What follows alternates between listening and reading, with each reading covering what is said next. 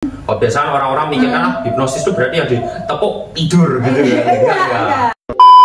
Benar nggak kalau di agamamu, apakah Tuhan itu sesuai dengan prasangka hambanya? Ya yang makanya kalau ada orang-orang di luar sana ya suka ngomong kayak kemarin tuh ya, wah Nelson ini pengguna roh jahat ini, Nelson ini dalam kuasa iblis. Kemarin ada loh mbak yang sempat tapi tahu nggak sebetulnya kita tuh seharian itu dalam keadaan menghipnotis orang atau dihipnotis, bukan aja orang loh guys, kata-kata, situasi.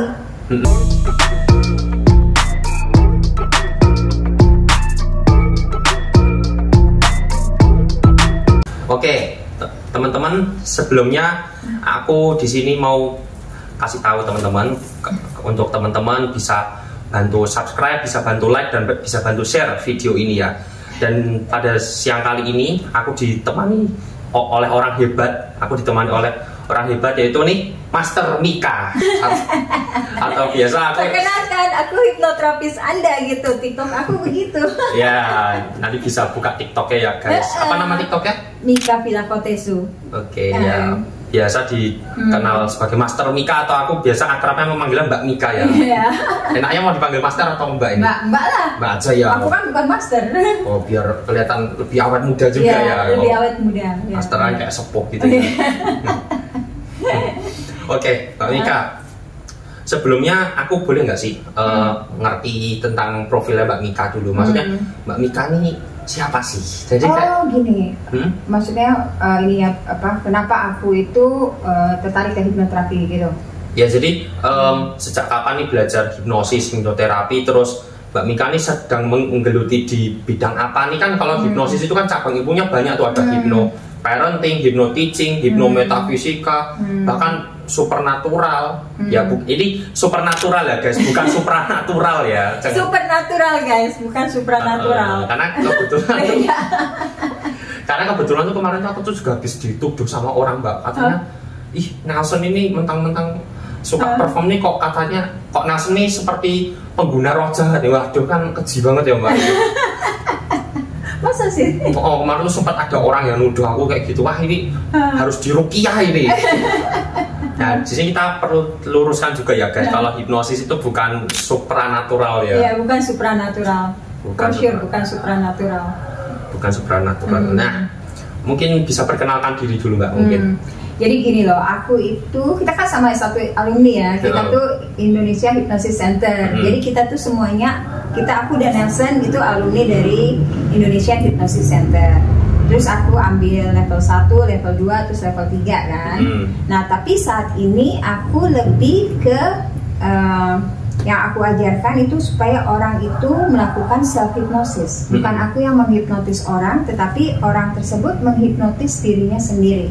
Jadi yang di live aku itu lebih menjelaskan seperti anchor, afirmasi-afirmasi, terus skrip-skrip untuk diri dia, terus waktu-waktu hipnosis yang paling natural, misalnya sebelum tidur atau sewaktu mereka bangun atau tengah malam, itu kan waktu-waktu hipnosis dalam keadaan yang normal kan, maksudnya dalam keadaan alami trans kan. Jadi mereka nggak harus memasukkan mereka ke trans, tapi memang sudah waktunya trans itu. Ya kan, sebelum berapa menit sebelum pas kamu ngantuk-ngantuknya itu kan trans itu sebenarnya. Trans ya. Jadi pada dasarnya ketika kamu melakukan atau ngomong sesuatu itu akan terjadi Jadi kalau kamu, yang gini guys, misalnya kalian itu mau mencabut sesuatu atau mau menanamkan sesuatu program baru, itu waktu-waktu yang prime time banget gitu loh untuk kita lakukan. Jadi hipnosis itu sebetulnya bukan hal yang susah-susah amat selama kita mengerti konsepnya. Gitu. Ini berarti konsepnya juga sama ya mbak, kalau di ajaran-ajaran agama itu kan kayak ini ya guys, ada kayak kalau di Katolik tuh kayak novena Salam Maria, jadi selama 9 hari berturut-turut itu kan berdoa di waktu yang sama, dan doanya itu isinya permohonannya sama, entah pengen diterima kerjaan atau apa. Terus kalau di Islam kan ada sholat tahajud tuh ya, tiap jam 3 pagi nggak sih Mbak? Nggak tahu. Nggak tahu. Ya, setahu kan ada sholat tahajud itu kalau nggak salah tiap jam 3 pagi atau jam berapa malam yang waktunya trans gitu ya Mbak? Iya, waktunya trans alami. Ya kan? Itu berarti memang sejalan ya Mbak itu berarti? Iya, sejalan gini loh guys. Jadi ketika kita ngerti konsepnya, kapan tubuh kita itu dalam keadaan trans, itu semua orang itu bisa menghipnotis dirinya sendiri, bisa mencabut program, bisa menanam program. Berarti setiap orang itu sudah diberikan yang nama kemampuan untuk melakukan cabut-cabut atau tanam-tanam. Oke. Jadi kita gitu. Jadi selama ngerti konsepnya, kamu tuh bisa kemana aja, itu bisa menggunakan konsep yang sama. Pernah dengar gini nggak guys? Pernah dengar gini? Benar nggak kalau di agamamu, apakah Tuhan itu sesuai dengan prasangka hambanya? Ya, yang pasti sih ini ya apa? Ada nggak kalimat tersebut itu? Pencipta itu sesuai dengan prasangka hambanya. Apakah ada nggak di ajaran?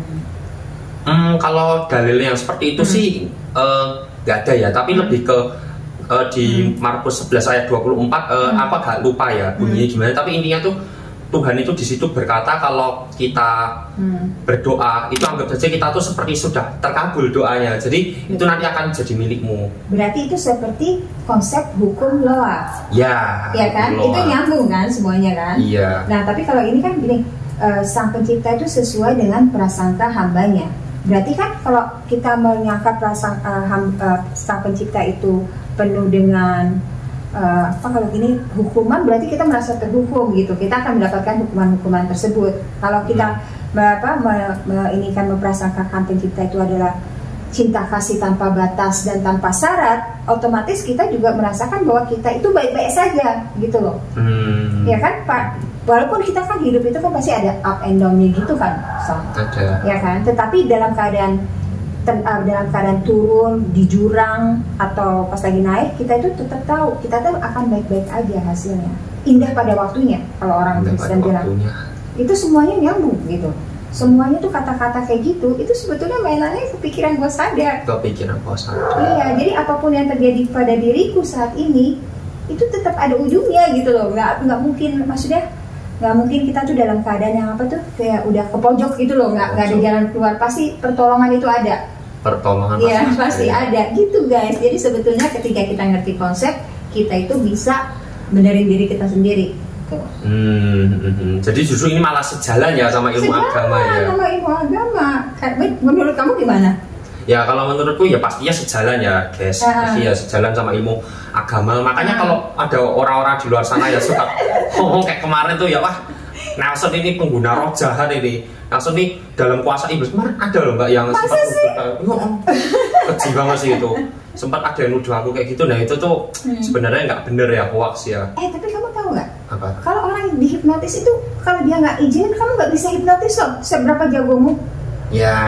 Jangan salah guys, tidak ada namanya penguasaan roh dirimu kecuali kamu izinkan. Bener nggak? Betul. Ya udah berarti kan nggak ada tuh namanya penguasaan roh. Nah, nanti pasti orang nanya, kalau digendam gimana? Karena pada dasarnya pada saat itu dia tidak dalam keadaan yang fokus. Ya. Makanya dia bisa digendam, ya kan? Bisa diambil alih ininya, fokusnya. Tapi kalau kalian itu dalam keadaan fokus, itu tetap aja hipnoterapi itu harus minta izin dulu dari yang diterapi, jangan salah. Nggak bisa dia main asal terapi. Kalau dia nggak ngizinin nggak bisa guys, iya kan? Soalnya kan biasa ini ya mbak, apa kalau di Indonesia itu kan kasus-kasus penipuan, kasus-kasus gendam itu kan bilang wah itu hipnotis kayak contohnya nih lagi antri di ATM nih, terus habis itu karena dia sudah lama antri di ATM, tahu-tahu didatangi nih sama penjahatnya nih, penjahatnya nih kok kebetulan nih kelihatan baik nih, oh kamu lagi antri di ATM ya, mau nggak saya bantu titik bawain uangnya dulu karena kan uangmu banyak nih. Nah terus pas dia sudah titipin uangnya, sebentar ya ini aku tak nyariin kantong plastik dulu ya nih karena uangmu ini banyak. Nah begitu dia nyariin kantong plastik akhirnya dibawa kabur. Nah itu kan beda kan, itu kan itu mah penipuan asli, bukan hipnotis. Ya bukan hipnotis ya. Tapi tahu nggak sebetulnya kita tuh seharian itu dalam keadaan menghipnotis orang atau dihipnotis. Bukan aja orang loh guys, kata-kata, situasi berita, bener nggak? Betul. Jadi hipnotis itu bukan sesuatu yang spesial waktu, enggak kan? Enggak. Karena dalam setiap hari atau sejalannya waktu tuh guys, kita tuh dalam keadaan hipnosis. Walaupun kita lagi ngomong nih, ada yang terhipnotis, ada yang menghipnotis kan? Tapi sadar atau nggak sadar kita melakukannya. Iya kan? Saling mempengaruhi ya. Saling mempengaruhi untuk mendapatkan suatu kesimpulan yang sama gitu kan? Gitu guys. Jadi jangan terlalu ini banget gitu loh. Hipnosis itu kayak sesuatu yang hal aneh, padahal sih enggak juga, karena kita melakukannya seharian. Oh, biasanya orang-orang mikir kan hipnosis itu berarti yang ditepuk tidur gitu ya. Enggak. Tidur hipnosis juga bukan tidur tetap dengar, ya kan? Tetap dengar. Iya kan, beda guys. Jadi bukan dia tidur pingsan itu enggak ada, ya kan? Tetap mendengarkan dirinya. Beda. Ya itu ya guys, itu perlu dicatat ya guys. Perlu dicatat ya, jadi nggak ada sama sekali mistis-mistisnya. Ya sama sekali nggak ada ya. Jadi kemarin yang nuduh-nuduh aku terjerat dalam maut iblis tuh, aduh tolong ya, itu semoga setelah nonton video ini istighfar ya. Emang bener-bener digituin? Iya cuy, bener-bener digituin sampai wah ini langsung nih harus ditemuin sama pendeta nih, kayak mau ditanda kutip mau diruqyah gitu katanya. Wah kan keji banget ya itu caranya tuh. Ya ampun. Tapi kamu percaya Roh Kudus kan? Setiap orang punya Roh Kudus. Oh, kan? percaya dong. Ya itulah. Nah, berarti kan setiap orang kan punya Roh Kudus kan, berarti setiap orang tuh punya cara untuk menyelesaikan secara mandiri, benar kan? Iya. Roh Tuhan dengan selalu ada bagi setiap orang punya percikan Tuhan. Yes. Walaupun mungkin bahasanya di masing-masing agama beda ya. Tapi itu pasti ada mirip-miripnya. Jangan mencari perbedaan, cari benang merahnya. Gitu. Persamaan-persamaannya. Tapi kan Mbak Mika ini kan Mbak udah tahu ya pasti kalau hipnosis itu kan banyak cabangnya. Ada hypnoparenting, hypnoteaching, hypnometafisika, hypno apapun itu lah. Nah, Mbak Mika ini mendalami di supernatural. Jadi gini, kita mendalami yang namanya segala sumber yang ada di dalam jiwa kita masing-masing, ke dalam diri kita masing-masing.